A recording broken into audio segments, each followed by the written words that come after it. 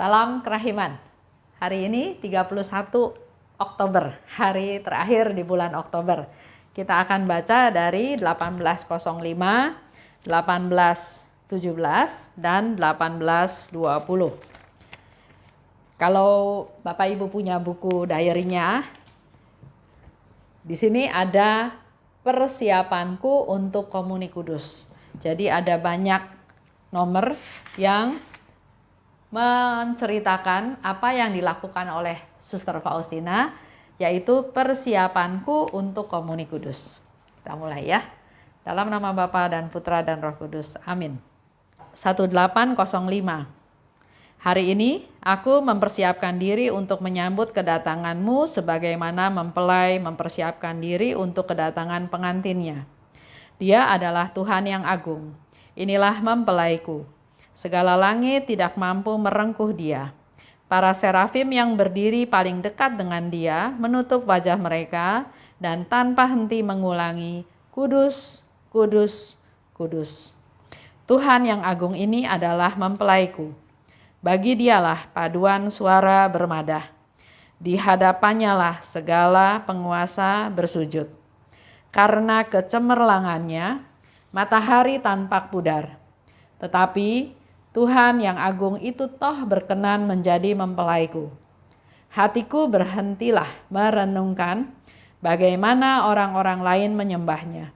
Engkau tidak lagi memiliki waktu untuk itu karena mempelaimu sudah datang. Sudah berada di depan pintumu.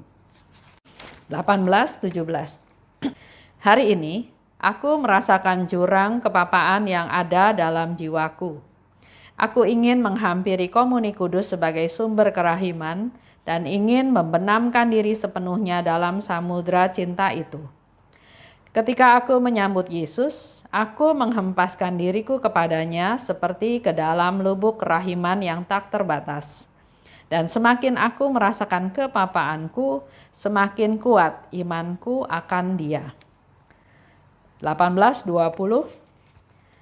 Hari ini aku ingin diubah sama sekali dan sepenuhnya menjadi cinta Yesus dan bersama dengan Dia ingin mempersembahkan diri kepada Bapa Surgawi.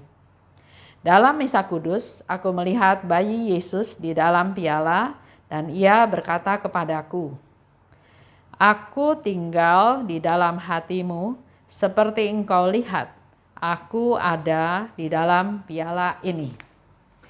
Jadi hari ini kita bahas tentang persiapannya Suster Faustina menerima Komuni Kudus. Dikatakan hari ini aku mempersiapkan diri untuk sambut kedatanganmu. Mempersiapkan diri, jadi untuk menerima komuni atau ikut perayaan Ekaristi itu perlu persiapan. Sering terjadi adalah datang ke gereja pas-pasan, bahkan telat sedikit. Kita perlu melakukan persiapan untuk menyambut Tuhan Yesus. Bahkan di negara-negara tertentu yang masih konservatif, mereka sebelum komuni atau sebelum melakukan perayaan Ekaristi, mereka menerima sakramen tobat lebih dahulu. Mempersiapkan diri untuk menyambut kedatangan Tuhan. Kalau kita mau menyambut Tuhan, ada suasana gembira, ada suasana sukacita, ada suasana rindu. Ada yang diprioritaskan.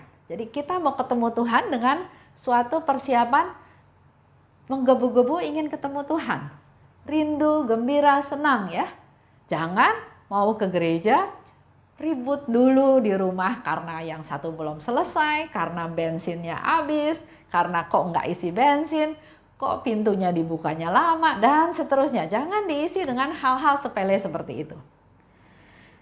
Menyambut Yesus sebagai mempelai mempersiapkan diri untuk kedatangan pengantinnya, yaitu Tuhan yang agung.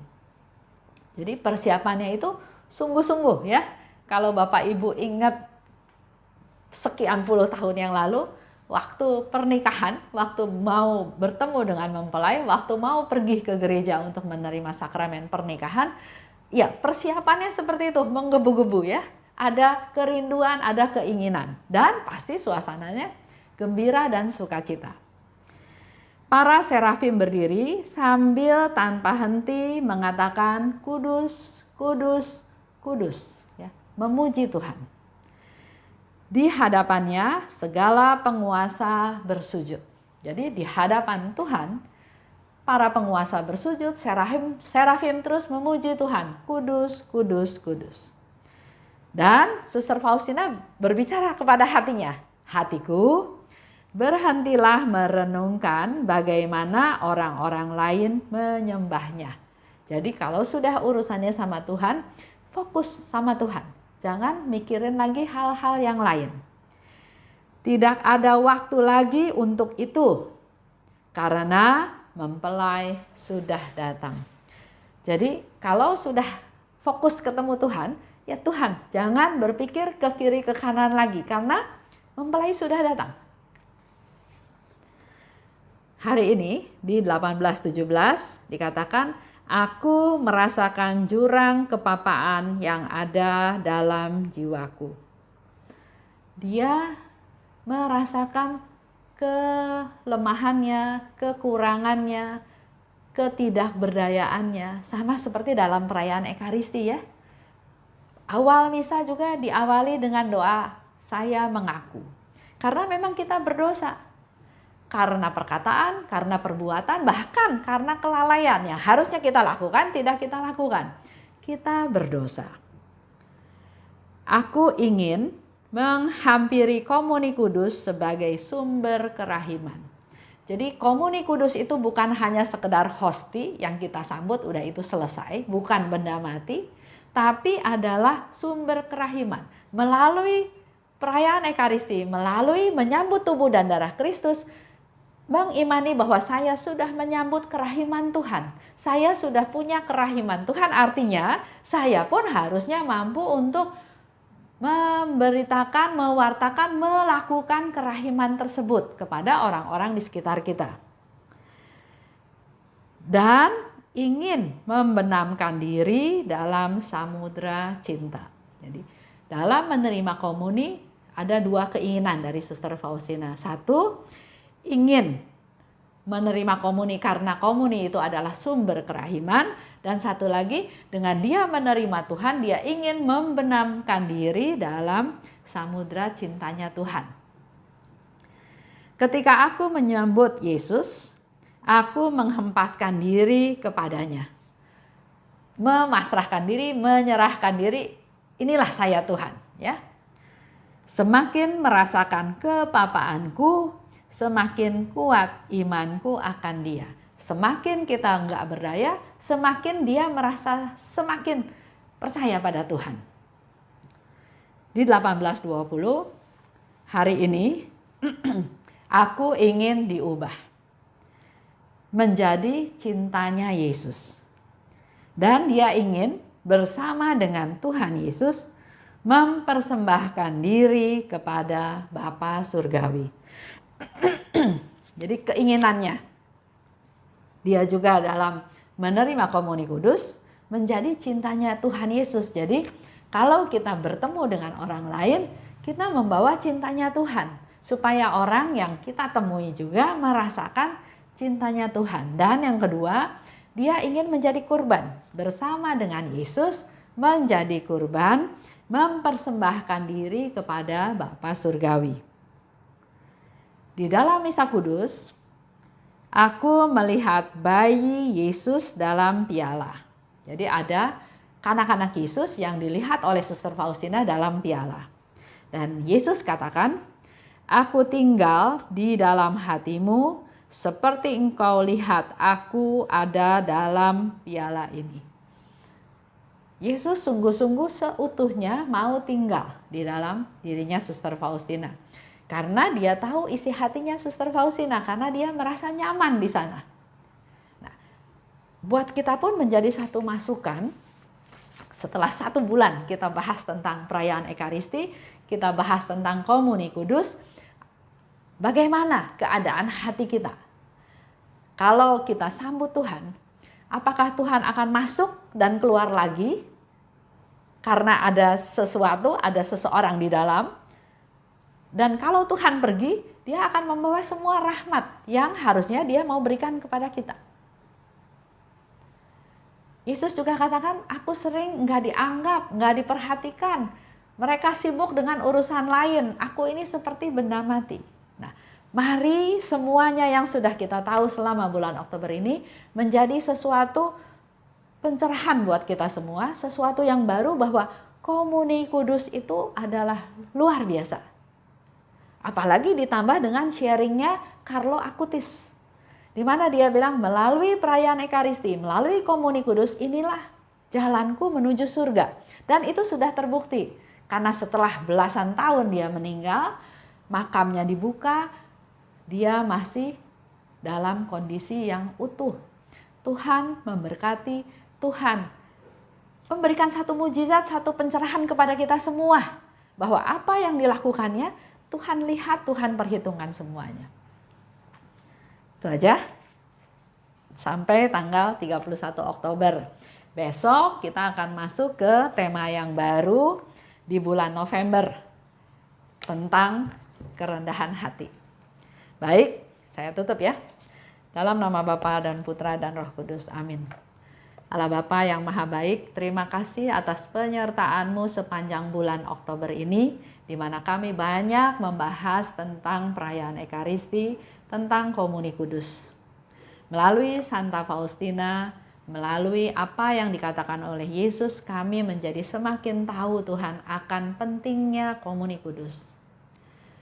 Ubahlah pikiran kami, terutama hati kami Tuhan, agar kami punya hati yang terbuka, punya hati yang bersih, yang menerima tubuh dan darah Putra-Mu Tuhan kami Yesus Kristus, supaya Dia mau bertahta, mau berdiam, mau ada dalam hati kami masing-masing.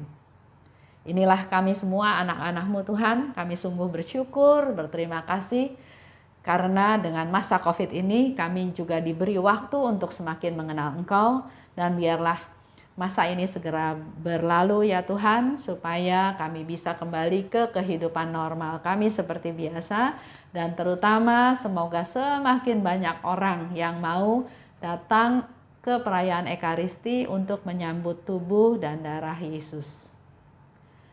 Kami mohon rahmat-Mu juga Tuhan untuk para imam, kaum religius, para permata dari hati Yesus, agar mereka semua ada dalam perlindungan-Mu dan menjadi wakil-Mu untuk memberikan tubuh dan darah Yesus kepada kami semua umat-Mu. Santa Maria, doakanlah kami. Santa Faustina, doakanlah kami. Amin. Dalam nama Bapa dan Putra dan Roh Kudus. Amin. Salam kerahiman.